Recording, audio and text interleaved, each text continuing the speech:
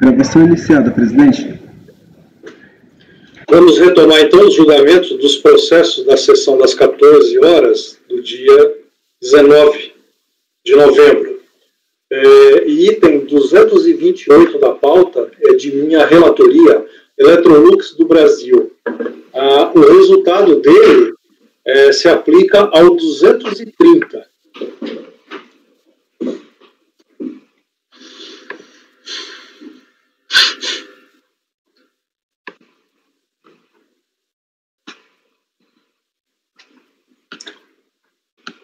Então, vamos lá. É o 228? 228, o item 228 da pauta. Tá. Processo final 2012-21 da Electrolux. O presente processo trata de Telecom, transmitido em 17/5/12, pelo qual o contribuinte pretende aproveitar alegado crédito pagamento a maior de COFINS em razão do suposto erro material na transcrição de valores do DACOM original para a DCTF para a quitação de tributos próprios. O despacho decisório emitido eletronicamente indeferiu o pleito e não homologou a compensação declarada sob o fundamento de o dar do pagamento ter sido utilizado para a liquidação de débito declarado. Após ciência, o contribuinte apresentou manifestação de inconformidade juntamente com cópia de DCTF transmitida em 17/1/2012 e do DARF, memória de cálculo, cópia do DACOM transmitido em 4/1/2012 e cópia da DCTF retificadora transmitida em 4/12/2012, alegando que o pagamento foi indevido porquanto incorrido em equívoco ao informar valor superior ao devido da contribuição e realizado o pagamento via DARF.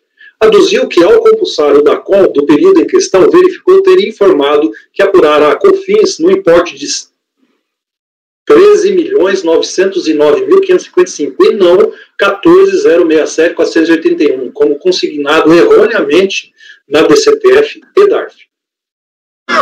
Visando então corrigir o erro cometido, foi apresentada a DCTF retificadora em 4/12/2012, na qual encontra-se consignado o débito da COFINS de novembro de 2011 de 13.909.555, de que resulta um crédito de 157.925. Sustentou que a DCTF retificadora deve ser admitida de acordo com a IN 1110 de 2010 e traz elementos de julgamento do CARF nesse sentido.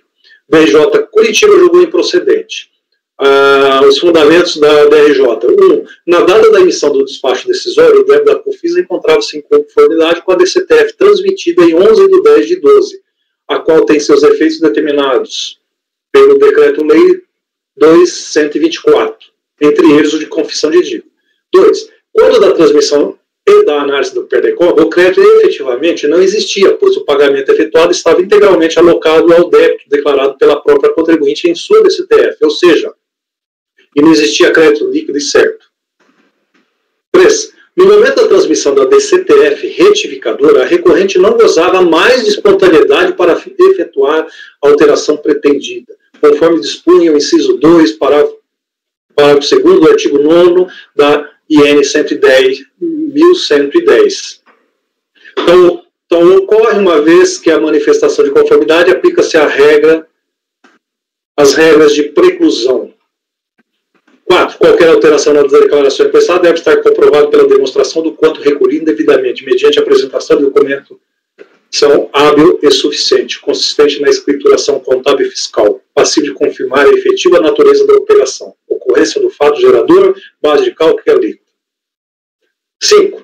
O DACOM não configura documento suficiente a comprovar o erro nas informações prestadas em DCTF, em razão de sua natureza informativa. 6. Os documentos acostados às folhas 39 a 73, embora corrobore as informações prestadas no DACOM, não são suficientes para fazer prova do direito creditório, porque é desacompanhado da escrituração contábil e fiscal. Inconformado com o contribuinte interpôs recurso voluntário no qual repisa em sua defesa os argumentos suscitados em manifestação de inconformidade, apresenta ainda os documentos apontados na decisão recorrida, ou seja, cópias do resumo dos livros de registro de entrada e saída, cópias de balancete, onde se pode inferir a consistência da base de cálculo da COFINS, em consonância com a apurada no DACOM. Voto. Vou pular aquelas partes iniciais. O sujeito passivo explicou na manifestação de inconformidade as razões em que se funda seu direito colacionando da co-original, que já constava o valor da base de cálculo da contribuição que entende correto e que por lapso fora transportado incorretamente para a DCTF. Também a DCTF original e retificadora, DARF de pagamento, planilha, que é a memória de cálculo, com a demonstração da apuração e indicação do valor do débito da COFINS. A decisão ACOA, conforme relato acima, explicitou as razões do inferimento e as providências necessárias. Conforme aduza a contribuinte, o pagamento que se alega indevido é decorrente não de uma apuração incorreta, mas sim de um erro material na transcrição do saldo das contribuições apuradas no período do DACOM para o DCTF. A decisão recorrida negou o pedido sob o fundamento de que a DCTF retificadora não pode ser aceita, pois que é apresentado no curso de um procedimento fiscal e não for acompanhado de documentos comprobatórios. Também não prevalece o entendimento da DRJ de que o DCTF não poderia ter aceito sua retificação, pois a transmissão de um PERDECOM não corresponde a um procedimento fiscal, de que trata o artigo 11, parágrafo 2º, 3º e inciso 3º da IN 903. Note que o parecer normativo 215 admite a retificação da DCTF após transmissão. Em sede de recurso, e atendendo ao que for assentado na decisão recorrida, apresenta novos elementos que apontam para a provável veracidade de suas alegações, especialmente cópias do resumo do livro de entrada e saída.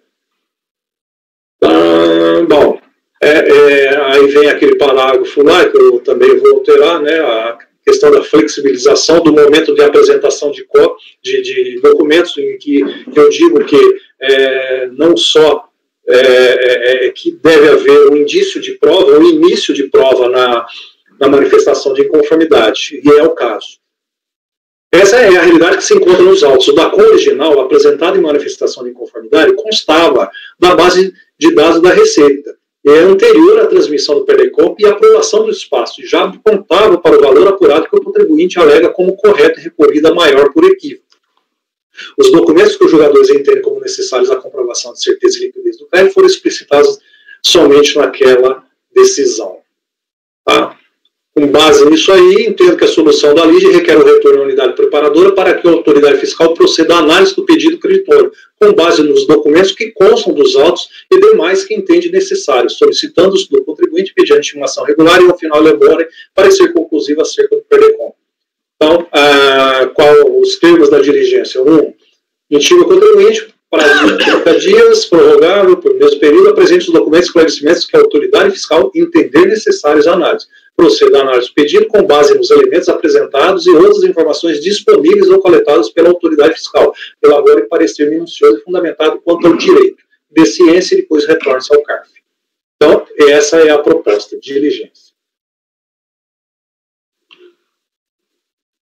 Elcio. Impressionante a criatividade, hein? De quem? A DRJ de equiparar a transmissão do PERDECOM para a ação fiscal. Não, mas isso...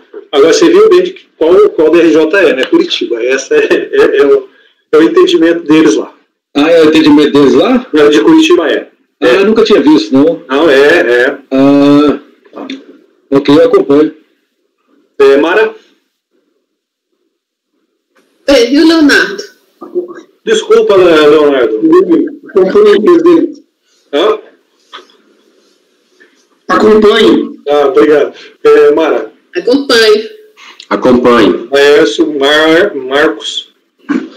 Nesse caso aí, ele ainda apresentou, né, a documentação comprobatória, né, livro de entrada, balancete, né? Então, acompanho. Ok. Márcio? Com o relator. Pedro? Acompanho. Tá, então essa decisão do item 228, ela também é aplicável ao item 230. Mas não o 229. O 230 também está na pasta, quiserem ver, mas é o mesmo. Vamos ao 229.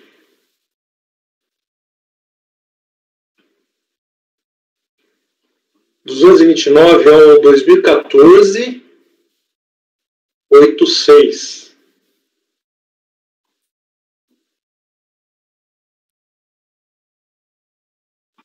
Espera aí que eu não abri.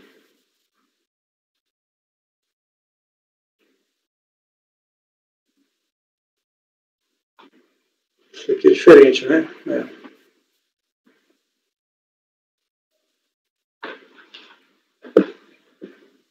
Bom, esse aqui também o PERDECOM, transmitido em 26/2/14, pelo qual o contribuinte pretende aproveitar o alegado crédito. O despacho decisório 4/6/14, emitido eletronicamente, reconheceu parcela do indébito no valor de 31.128 e homologou parcialmente a compensação declarada, pois o valor de 9.989, que é essa diferença, foi utilizado para a extinção do débito de COFINS, código 5442, de 14/1.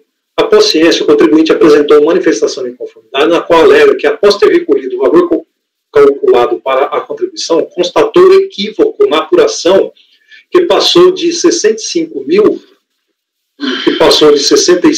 para 30 mil. E aí eu explico de onde veio esse 65 aí. Motivo pelo qual retificou o DCTF em 16/4/14.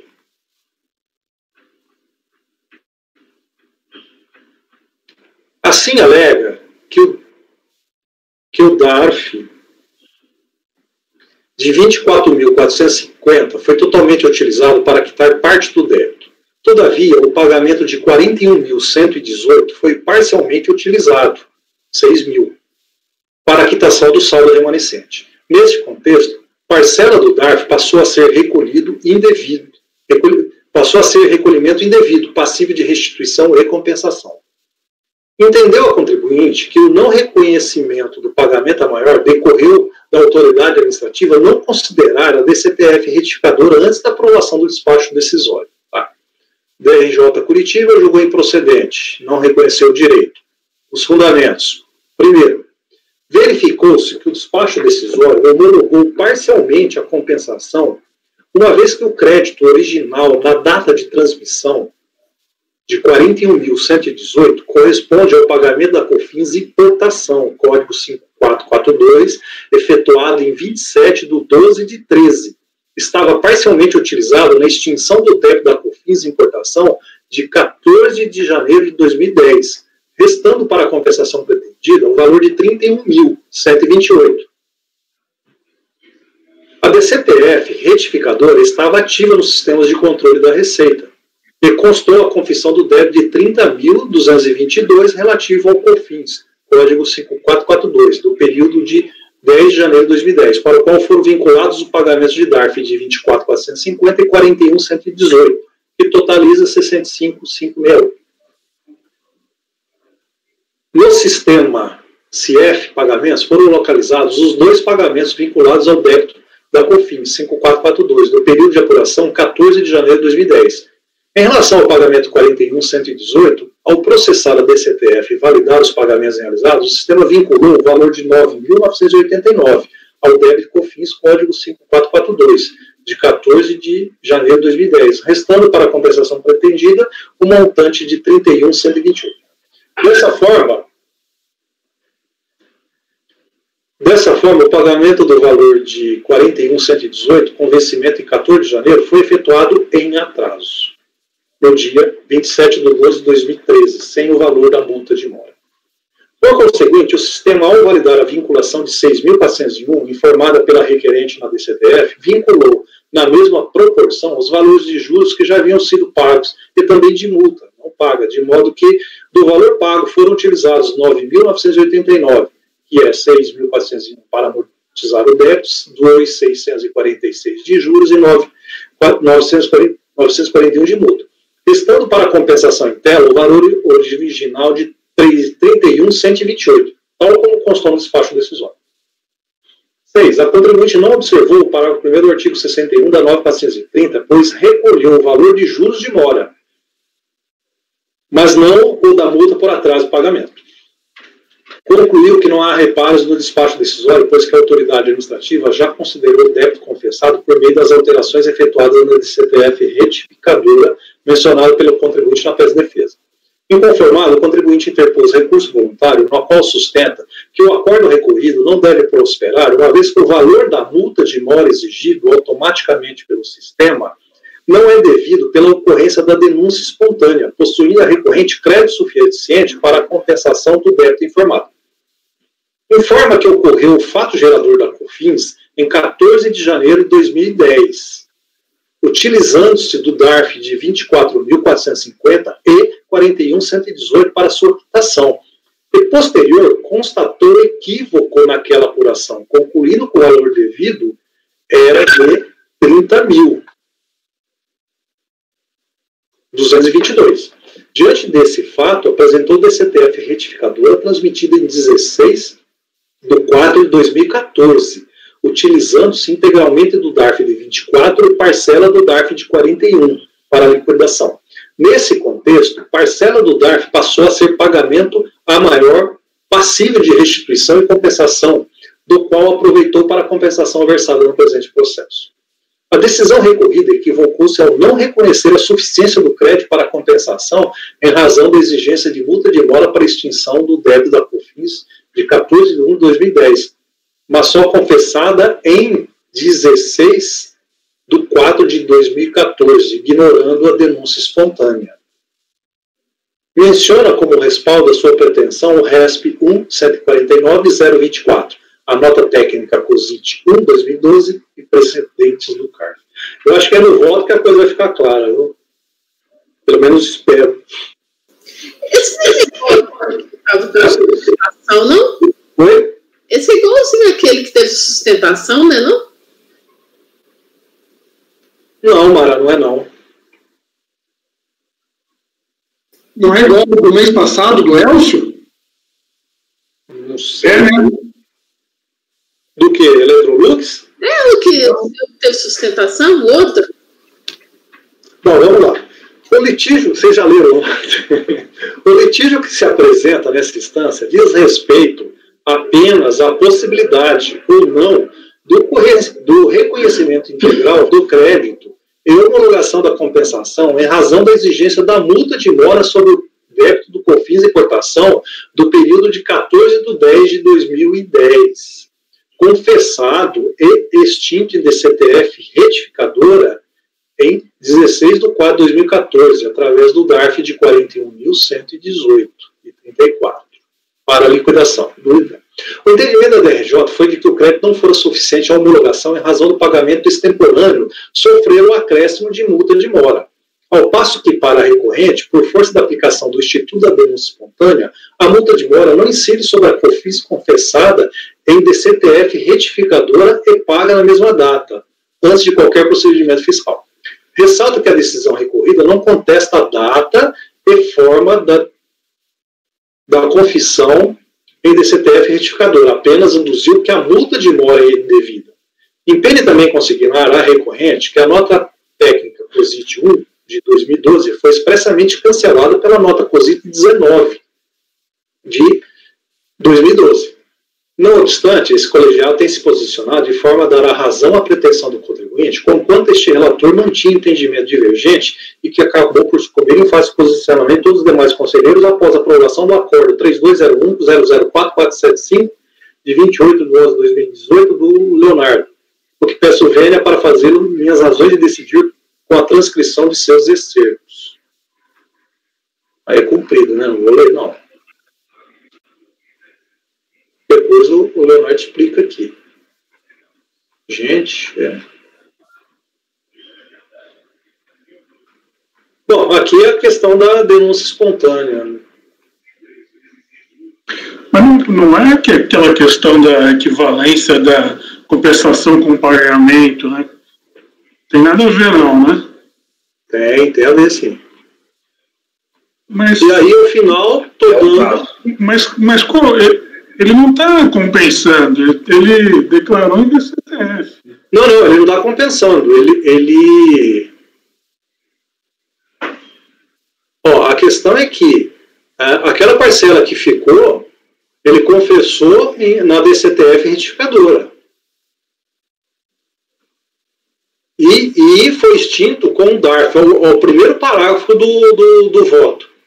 O litígio que se apresenta na instância diz respeito apenas à possibilidade do reconhecimento integral do crédito e homologação da compensação em razão da exigência da multa de mora sobre o débito da COFINS e importação, do período 14 de 1 de 2010, confessado e extinto em DCTF retificadora, em 16 de 4 de 14, através do DARF 41.118.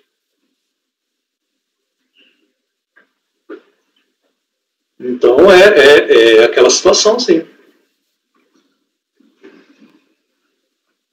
Como é que o Leonardo iniciou o voto dele? A controvérsia encartada no processo limita-se à incidência ou não da multa moratória na valoração dos débitos a compensar, tendo em vista que a unidade de origem já reconheceu a sua totalidade de direito creditório pleiteado pela recorrente. Tá? E aí ele cita o RESP do STJ, em que equipara a compensação ao pagamento, né, para a extinção dos débitos. Aí o Leonardo vem e menciona o voto do ministro, acho que o Napoleão, né? Aí traz também a precedência do CARF. Mas esse débito não foi pago? Pelo que está na DRJ, eu vi um DARF de pagamento, não teve compensação. Um DARF que foi pago posteriormente.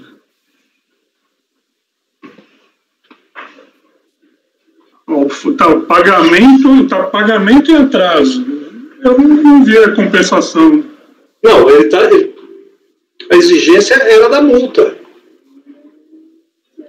A não homologação é em razão da multa. Sim. A multa porque não estava espontâneo, né? Não é aquele caso, Elcio, que você me fez uma observação no processo que eu estava como relator? Eu tentei entender. Aí eu adotei. Do mês passado? Ou retrasado. Marcos, caso de denúncia espontânea, eu acho que é parecido. O Paulo está falando que é, né? O negócio da multa lá.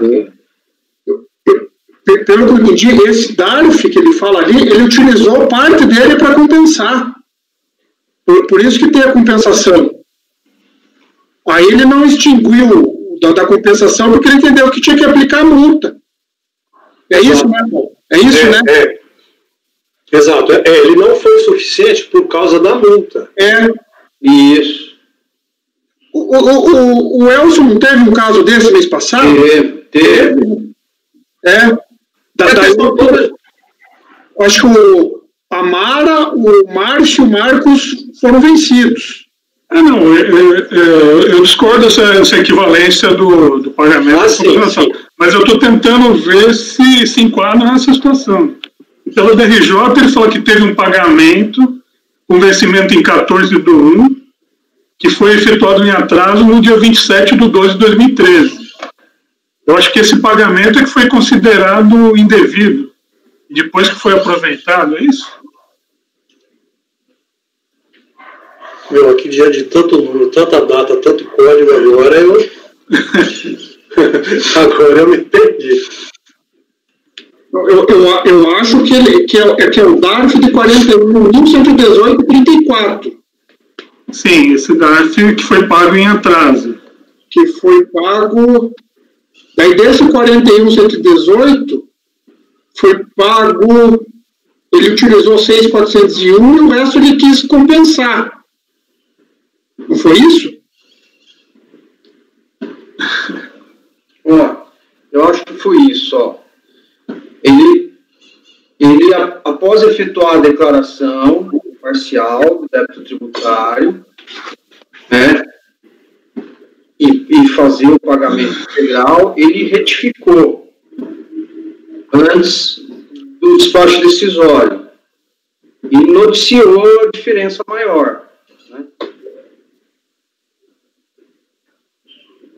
Eu acho que esse é o caso, que é o caso clássico que a gente vem aplicando. Ele utilizou, pelo que eu estou vendo aqui, ele utilizou parte daquele pagamento que foi feito com o DARF para compensar. Utilizou 31 mil. Como aquele DARF tinha sido pago em atraso, deveria ter alocado uma multa também, né? Aí diminuiria o creditório dele. É isso aí.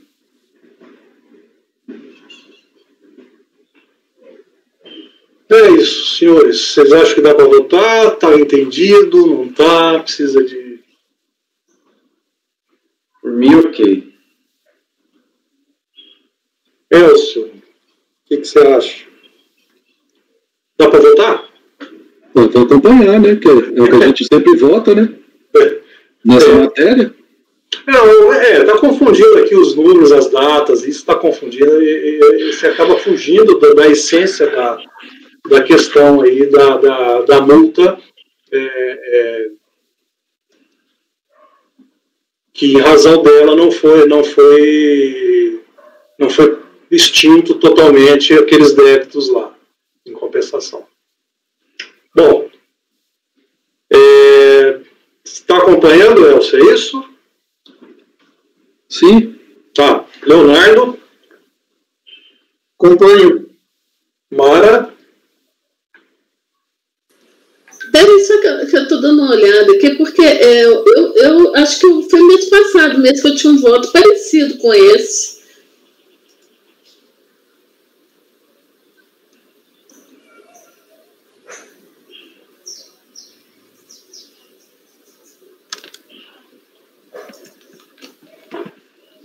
É que o entendimento é que se ele declara em DCTF extingue pagando principal e juros, aí tem dano espontâneo, não pagaria multa, né?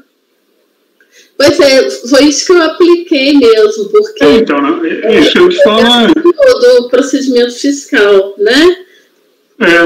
Então... E ele reconhece isso, que a multa não era devida, né? Porque eu acho que foi isso que eu apliquei mesmo. Não, isso também é o que está na nota técnica lá da COSIT também. Aqui. Porque eu estava lendo o processo errado. Por isso que eu não estava conseguindo acompanhar. Eu estava lendo o processo errado. Ele trouxe memoriais, mas acho que os memoriais também não ajudaram em nada, viu? Deixa eu ver. Não.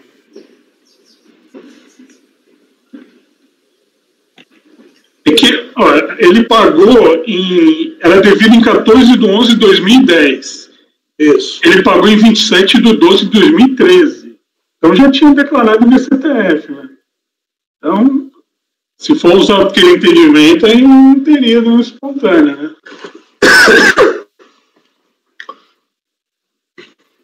Alguém pede vista aí, gente? Eu estou acompanhando o relator. Não, eu acompanho o relator também. Foi esse justamente o caso do meu voto. Foi esse igualzinho.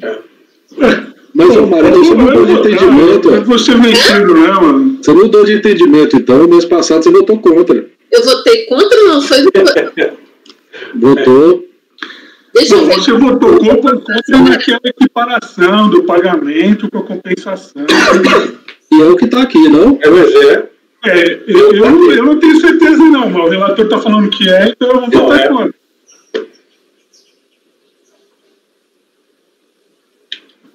Então, dá uma vista de mesa aí, só para não atrasar vocês, para eu poder olhar aqui, porque eu estava lendo o processo errado, sinto muito. Tá, então tá, vamos...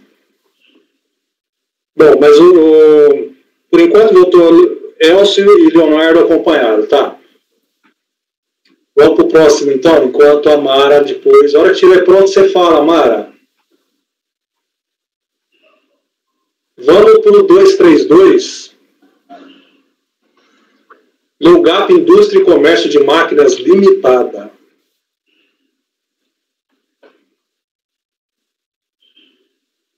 É meu, presidente. Oi? É meu processo. Tá, Leonardo, é seu, isso. 232, né? É. Está na pasta já. Posso iniciar, presidente? Pode iniciar. A recorrente apresentou o PERDECOMP com demonstrativo de crédito, número final 0921, solicitou compensação de tributos. Em despacho decisório eletrônico, de 21 de setembro de 2009, foi homologada parcialmente a compensação declarada. O valor do crédito reconhecido foi inferior ao solicitado utilizado em razão de ocorrência de glosa de créditos considerados indevidos. Na relação de notas fiscais com créditos indevidos, encontram-se os seguintes motivos de irregularidade dos créditos: estabelecimentos emitentes das notas fiscais não cadastrados no CNPJ ou na situação de cancelados, no cadastro CNPJ, ou empresas emitentes das notas fiscais optantes do Simples, e pela constatação de utilização integral ou parcial na escrita fiscal do saldo credor, passível de ressarcimento em períodos subsequentes ao trimestre em referência até a data da apresentação do PERDECOMP. O contribuinte apresentou manifestação de conformidade tempestiva. Decisão recorrida, julgou improcedente a manifestação de conformidade, transcrevo a emenda. O recurso voluntário foi interposto de forma hábil e tempestiva, contendo em breve síntese que o processo administrativo fiscal é regido pelo princípio do formalismo moderado. As bases de sua alegação se encontram na própria decisão impugnada, mesmo que não especificamente indicadas. É imprescindível que seja analisada com maior minúcia a absoluta ausência de fundamentação fática de tudo aquilo que levou ao DBE, que se leve em consideração a ausência de prejuízo doloso ao erário. Mesmo que se admitisse que as compensações não obedeceram à melhor técnica, o que se aceita apenas por apego à argumentação, os valores já haviam sido, de alguma forma, recolhidos, que não há razão para que qualquer pagamento seja refeito, máxime por ser vedado bis in idem, que é vedado ao poder público enriquecimento sem causa. As notas fiscais do CNPJ não apresentam qualquer problema. O acordo apresenta erro de julgamento. É o relatório. Pode ir ao voto? Improcedem os argumentos recursais, estando correta a decisão recolhida. Com relação ao alegado direito de crédito do IPI sobre aquisições de insumos, a legislação impede tal apropriação quando efetivadas de empresas enquadradas no Simples. O texto legal vigente à época dos fatos era a Lei 9.317/96, que assim regia a matéria. Transcrevo. Tal redação foi mantida na Lei Complementar 123/2006, artigo 23. Transcrevo. A vedação ao crédito também estava prevista no artigo 166 do RIP, 2002, e reproduzido no artigo 228 do RIP, 2010. Transcrevo. Pense, então, que a legislação aplicável ao caso vela de modo expresso o direito à fruição do crédito, nas aquisições de matéria-prima, produto intermediário, material de embalagem, estabelecimentos optantes pelo Simples. Jurisprudência do CARF é pacífica pela vedação do creditamento do IPI sobre aquisições de estabelecimentos optantes pelo Simples. Ilustra-se o posicionamento com os seguintes precedentes. Trago precedente da conselheira Sabrina Barbosa, do conselheiro Marco Robson Costa, do conselheiro Pedro Bispo, do conselheiro Carlos Alberto Esteves. Ademais, a decisão recorrida deixou claro que em pesquisa o sistema CNPJ, conforme a informação de que tais empresas eram à época optando do Simples. Não trouxe a recorrente nenhum elemento probatório apto a derruir os argumentos da decisão que ataca. Na matéria tinente ao crédito do IPI de fornecedor com CNPJ cancelado, a decisão recorrida pontua com acerto a questão, conforme a seguir reproduzido. Abre aspas. Com relação às irregularidades dos créditos por motivo de estabelecimento emitente da nota fiscal na situação de cancelado no cadastro CNPJ, observa-se no próprio comprovante de inscrição em CNPJ apresentado pelo contribuinte que tal empresa estava com situação cadastral baixada desde 28 de junho de 2002. Tal é corroborado pela certidão de baixa da inscrição do CNPJ apresentada. Em pesquisa ao sistema CNPJ, confirmou-se a informação. Portanto, não assiste razão ao contribuinte em sua manifestação, sendo procedente a irregularidade apontada. Fecha aspas. Nada alegou de novo a recorrente para modificar tal entendimento. Em consulta ao sítio eletrônico da Receita Federal, efetivada por este conselheiro e relator, conforme certidão de baixa da inscrição do CNPJ diante reproduzida, eis que a baixa da empresa fornecedora ocorreu em 28 de junho de 2002, ou seja, em data muito anterior às das notas fiscais glosadas, emitidas em 24 de setembro de 2004 e 10 de outubro de 2004, conforme consignado no despacho decisório. Aí eu transcrevo a certidão de baixa. Trago jurisprudência do CARF, nesse sentido. Passo ao seguinte tópico. No que tange a matéria de verificação de uso integral ou parcial na escrita fiscal do saldo credor passivo de ressarcimento, em períodos subsequentes ao trimestre de referência, até a data da apresentação do plano de compra, de igual modo não tem razão recorrente. No recurso voluntário não trouxe nenhum argumento, elemento probatório hábeis para contrapor o decidido em primeira instância. Assim, adota como razão de decidir o voto condutor da decisão recorrida, abre aspas. Quanto à constatação de utilização integral parcial fiscal do saldo credor passivo de ressarcimento em períodos subsequentes ao trimestre de referência, até a data da apresentação do plano de compra, a manifestação limita-se a dizer que os fundamentos que balizam o despacho decisório não têm qualquer fundamentação fática. Entretanto, não é verdade. A constatação de utilização do saldo credor passivo de ressarcimento está no DDE, em especial no demonstrativo da apuração, após o período do ressarcimento, demonstrando que parte daquele saldo credor foi utilizado em períodos posteriores. Portanto, não assiste razão contribuinte em sua manifestação. Fecho aspas. Novamente, não trouxe recorrente aos autos elementos de prova quanto ao legado. Ciente das razões que levaram ao deferimento do seu pleito, a recorrente interpôs o recurso voluntário. Contudo, sem que tivesse apresentado nesta oportunidade qualquer documento adicional apto a comprovar o seu direito creditório. Faço menção ao 373 do CPC, trago doutrina, pelo contido no despacho decisório e na decisão recorrida, compreende-se que o crédito não foi reconhecido em sua íntegra por ter sido constatada a utilização da escrita fiscal do saldo credor passivo de ressarcimento em períodos subsequentes ao trimestre de referência. O qualquer recorrente, em seu recurso, limitou-se a apresentar argumentos genéricos, insistindo na existência de suposto direito creditório, sem que indicasse qual o equívoco constante da decisão recorrida. Nesse contexto, resta concluir que a recorrente não se desincumbiu do seu ônus probatório, pelo que deve ser mantida a decisão recorrida. Diante do exposto, eu voto por negar o provimento do recurso voluntário. Vale para os seguintes a decisão? Tem semelhanças. Eu vou ter que ir um por um. Ah, tá.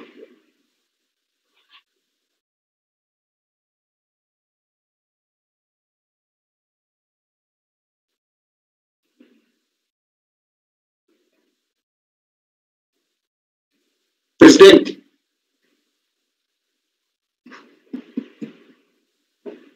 Eu falei aqui o microfone fechado. Desculpa.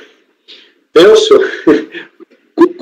Eu vou votar com o relator. É só um detalhe a respeito daquele outro seu anterior, o Paulo.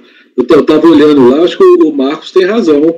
O que estava em atraso não era o débito que foi compensado. Estava em atraso era o crédito.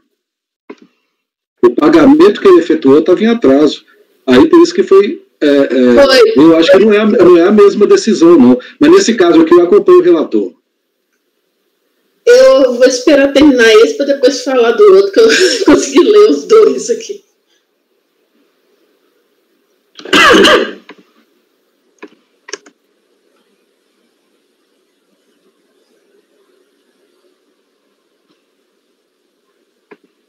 Mara, já dá para votar nesse do Dá, já li aqui, eu li rapidamente aqui, direto no voto. Ok.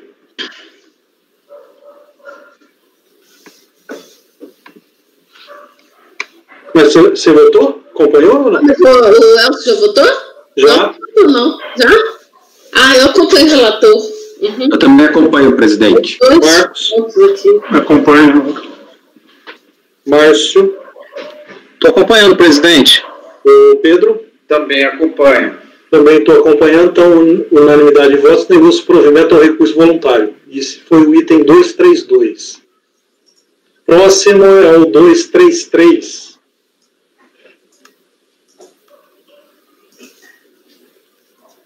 Você quer votar lá naquele da Electrolux? Não, vamos acabar os do... Os do Leonardo, né? É. Posso iniciar, presidente? Pode. Recorrente apresentou para a República com demonstrativo de crédito, solicitou compensação de tributo. Despacho decisório eletrônico, não foram homologadas as compensações referidas no DPE. O valor do crédito reconhecido foi inferior ao solicitado, em razão de ocorrência de glose de créditos considerados indevidos, e notas fiscais não cadastradas no CNPJ, ocupantes pelo Simples, constatação de que o saldo credor é inferior ao valor e pela constatação de utilização integral. Apresentou manifestação de conformidade. Decisão julgou procedente. A defesa, recurso voluntário foi interposto de forma hábil e tempestiva, contendo em breve síntese, que deve ser aplicado o princípio do informalismo. É basicamente as mesmas razões do anterior. Posso para o voto? Pode. Até o voto ele está até mais enxuto, né? Aqui é também a vedação legal, Lei 9.317, Lei Complementar 123, RIP, trago novamente a jurisprudência do CARF, as empresas está comprovado que elas eram optantes do Simples, não trouxe nenhum argumento e elemento probatório hábil. O saldo também é a mesma matéria anterior. Trago doutrina. Pego o provimento, presidente. Ok. Elcio? Com o relator. Mara? Com o relator. Laércio? Com o relator. Marcos? Com o relator. Márcio? Com o relator. Pedro? Acompanho. Eu também. Então, o item 233, por unanimidade de votos, negou-se provimento ao recurso voluntário. 234.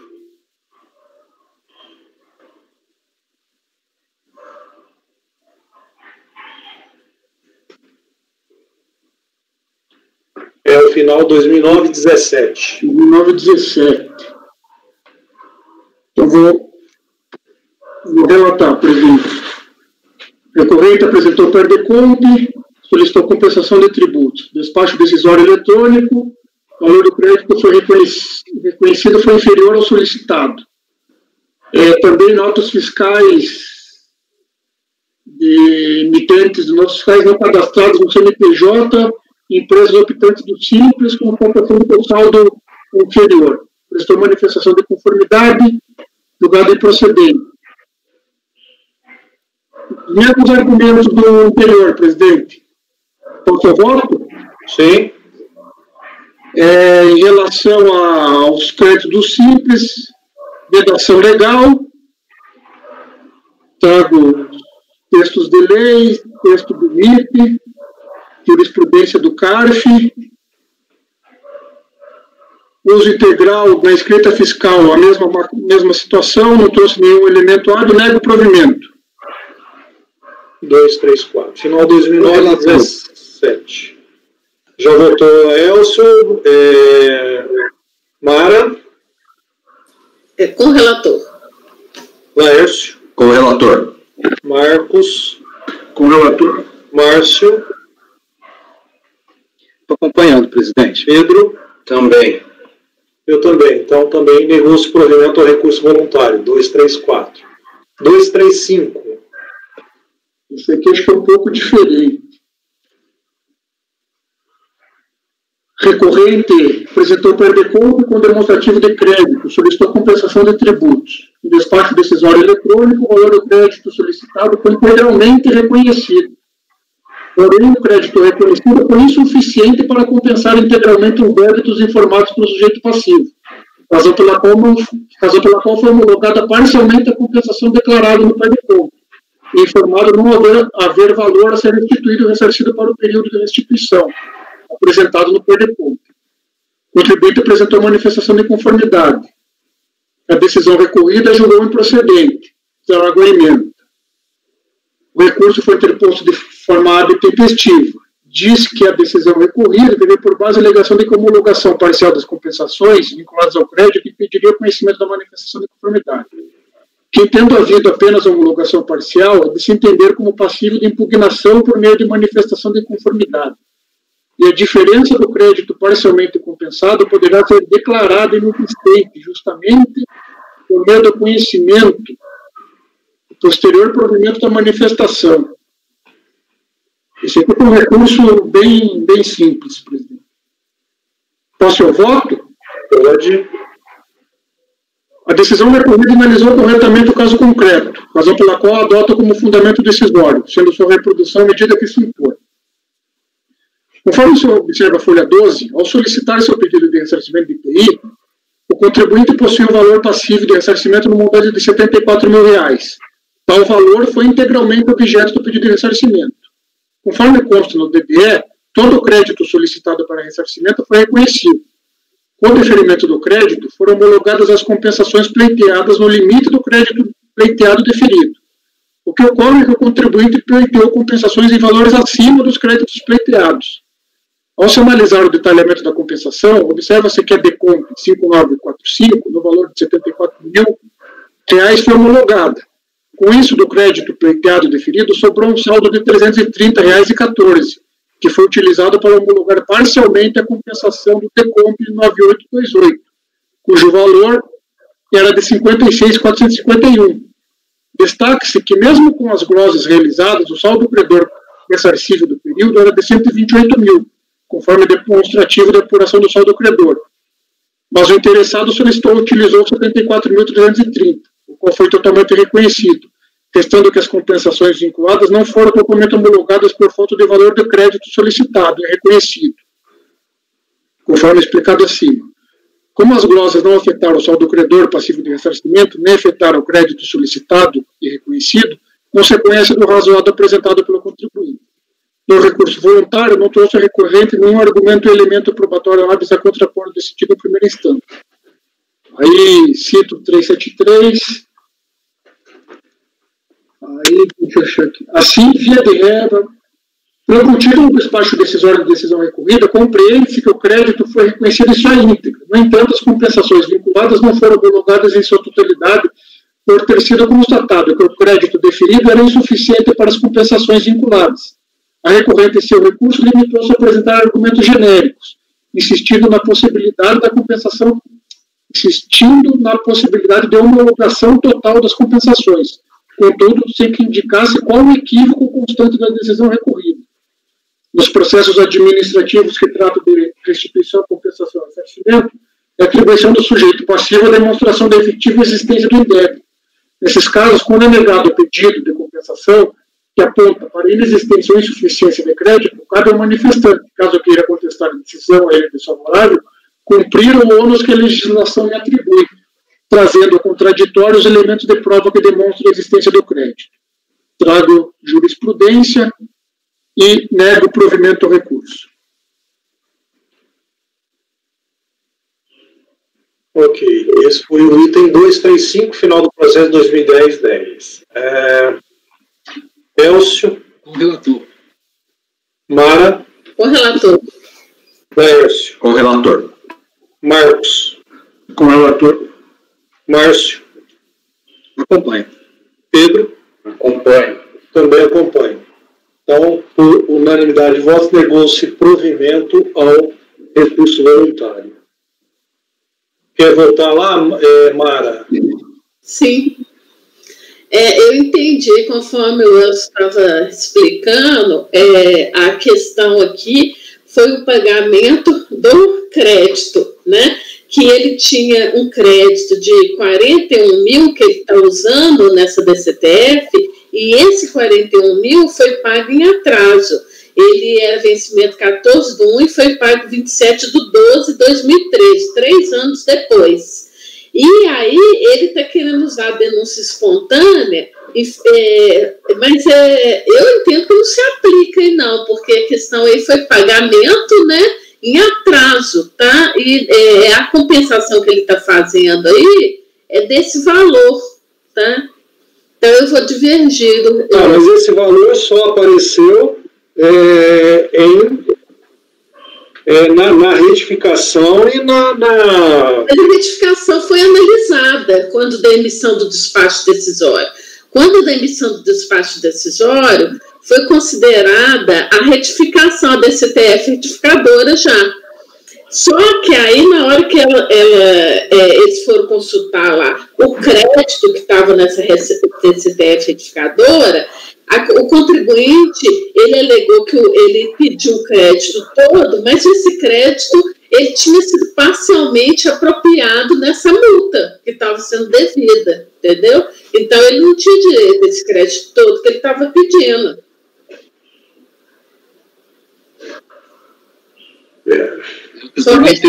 Eu entendi no mesmo sentido também. Hã? Entendi no mesmo sentido também. Eu vi eu achei até interessante que a fiscal lá na DRJ, ela consultou os sistemas, né? E trouxe todas as informações aqui. É uma coisa que a gente não tem condição de fazer aqui no CAF, né? Consultar, né? Pois é. A questão, ele tinha sido declarado, né, até que ela assumiu do STJ, diz que não cabe nenhum espontâneo débito declarado e pago a destempo. Não, sim, com certeza. O meu entendimento aí é que ele foi declarado na DECOMP.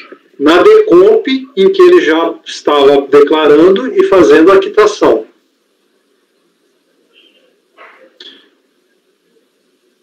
Bom, com esse posicionamento da Mara, Elcio está... Aí eu vou ter que mudar o voto, que eu também cheguei a essa mesma conclusão. Aí, no caso, a controvérsia é só isso, né? Okay. Então, no A caso, controvérsia é a multa. Ele está pedindo a denúncia espontânea da multa. Então é negar o provimento. Agora, eu teria que ver o recurso dele, para ver por que ele está pedindo denúncia espontânea. Tá complicado, dá uma melhor olhadinha. O recurso deu tentando dar uma olhada, eu li só o acordo de manifestação de conformidade, para entender o que estava acontecendo. O recurso dele... seria ideal tá vendo desde o início. Pedir vista, Mara? Posso anotar a vista para a Mara? Eu estou pronta para votar. Eu vou divergir. Ok. O Elcio... Só um minutinho, por favor, só um minutinho. Tá.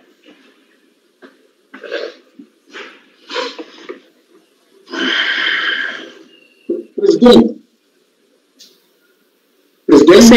Sem áudio, Marcos. No recurso ele fala que foi antes de declarar em DCTF. Agora teria que ver, né? Se as DCTFs estão aí, vou baixar em diligência para juntar as DCTFs.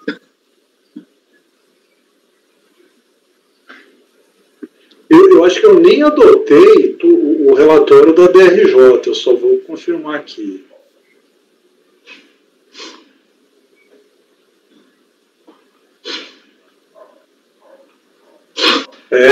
Eu acho que eu fiz... Não, o relatório acho que sim. Eu estou achando que é um pouco mais complexo. Ô, Paulo, e se de repente eu pedisse uma vista só formal e você desse uma revisada?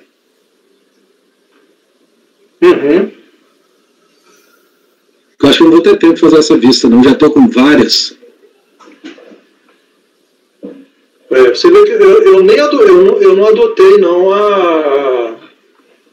o relatório da RJ, não.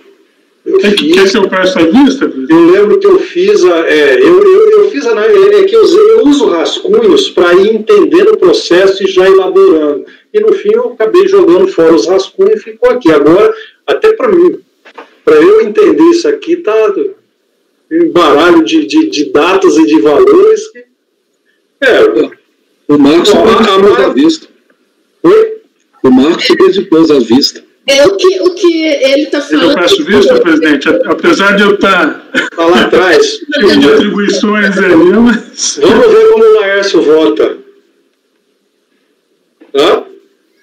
Eu estou acompanhando o relator. Está acompanhando? Então pode pedir vista, Marcos. Pode pedir vista, então. Tá. Ele fala isso mesmo, que ele pagou com juros, mas não pagou com a multa, porque foi antes da CTF. Então, eu acho que é isso mesmo. O meu entendimento na época foi isso. Olha, ele só estava confessando esse débito diretamente no Telecomp. Ele não fez isso antes. E a DRJ está considerando que sim, né? Não, ele declara na DCTF retificadora de 2000 e posterior lá, né? 2014. Eu não sei se esse débito estava declarado antes, né? Agora, qual DCTF que ele está se referindo aqui? Porque se o débito foi lá atrás... O débito lá atrás não deveria estar declarado em DCTF. Não, porque o débito é de 2010. É de 2014. Ele está dizendo que ele só confessou em 2014. Foi. Mas não tinha uma DCTF antes, será? Mas DCTF retificadora, né? Retificadora. Retificadora. É que antes estava zerado? Precisa rever a DCTF. Não, zerada não. Zerada acho que não. Pelo código da empresa não estava, não. Qual a diferença? Não. Tem que olhar as DCTF no processo, tem jeito. Então tá. Bom, beleza, a gente dá uma olhada aí. Tá, você vai pedir vista, né, Marco? Vou voltar mês que vem mesmo. Então, bom, eu estou anotando que eu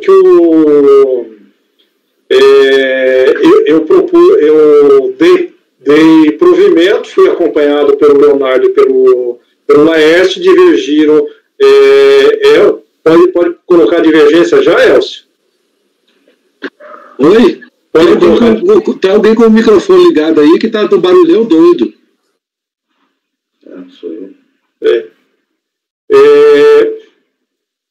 O teu voto mantém o que você votou acompanhando ou divergindo? Vai sair em vista para o Marcos.